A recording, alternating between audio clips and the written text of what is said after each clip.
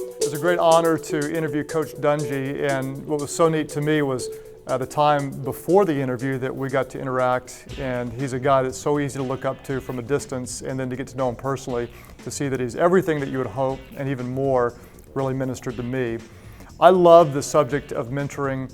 On our own team, we're very passionate about developing great leaders. We tell them, as I referred to in the interview, that everybody should have a Paul. I require everyone on our staff to have someone outside of our organization mentor them. And so it's an assignment to go find someone else in the church world or the business world and invite them to invest into their lives.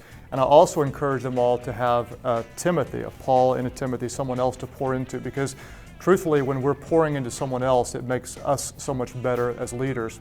One of the questions I didn't get to ask Coach Dungy that we talked about behind the scenes is, I said, what happens when you do build great leaders and you empower them? And he said, well, honestly, sometimes they leave and go to other organizations. And I thought about in the ministry world how often we're afraid to mentor, because when we do empower others, sometimes they rise and they may have influence. We're threatened it would take away from us. But really secure mentoring leaders will empower others. The only way to build and retain great leaders is to empower them to lead without you. I love the topic of mentoring. Jesus is the greatest mentor of all time. He chose 12 and he changed the world. I hope you'll do the same.